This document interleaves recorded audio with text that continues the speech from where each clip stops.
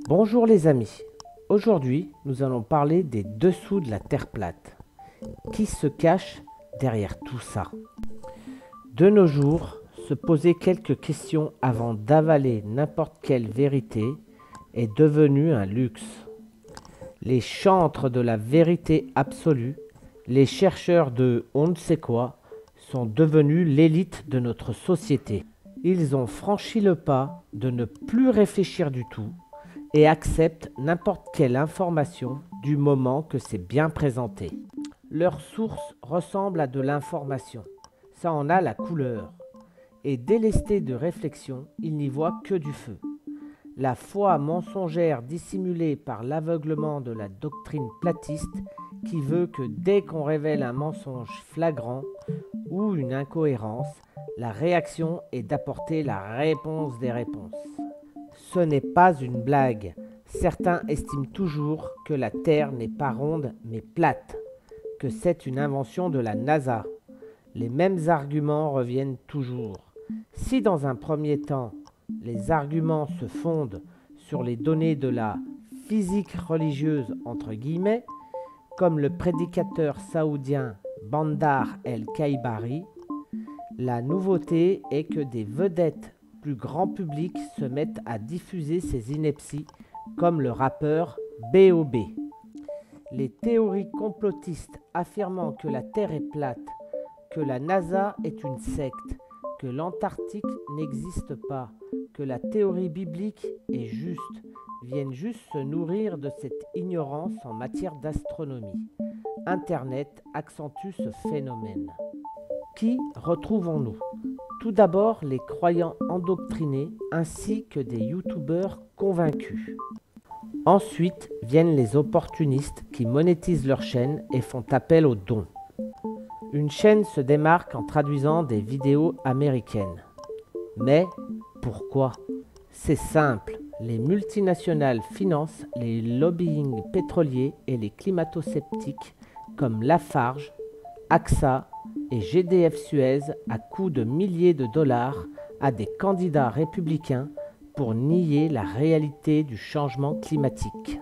Ou encore BNP Paribas et la Société Générale en donateurs de Mitt Romney. La Tea Party, prisée par Vivendi et Sanofi, dont la Five Flat Earth et le Toxic Six font partie.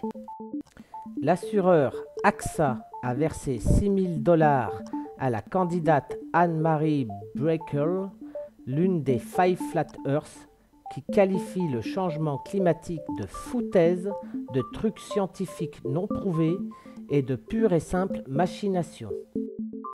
Et si il n'y avait que les climato-sceptiques? David Witter, sénateur de Louisiane, financé par Lafarge et Louis Dreyfus, a tenté de faire voter 100 000 $ à un groupe créationniste pour prêcher la science chrétienne dans les écoles de Louisiane. Des dizaines de milliers de dollars sont distribués ici et là. Areva, le nucléaire à tout prix. Du créationnisme à la Terre plate avec The Flat Earth Society, jusqu'au chemtrail pour cacher la pollution des avions et protéger le lobby pétrolier. Pour conclure, le conspirateur de base est souvent dicté par sa foi. La réelle motivation vient des industriels et des lobbying proches des gouvernements afin d'asseoir leur monopole, soutenant et payant les sphères complotistes. Avec Internet, la désinformation se fait presque toute seule. Mais comme nous le savons, la NASA nous payerait pour mentir. Trump et les lobbies pétroliers veulent défaire la politique d'Obama, relançant l'industrie du charbon et remettre sur pied le projet d'oléoduc Kingston XL en nommant dans son gouvernement plusieurs climato-sceptiques. C'est pour cela que Trump est tant apprécié des plateux et qu'Obama est accusé de franc-maçon satanique. Bizarrement, jamais Trump. La théorie de la Terre plate est présente pour démontrer l'idée de créateur, le complot de la NASA, pour insuffler dans l'image collective le mensonge à tous les niveaux, mais dans l'ombre se distinguent l'argent et l'or noir. C'était Fredo pour vous servir. Ciao.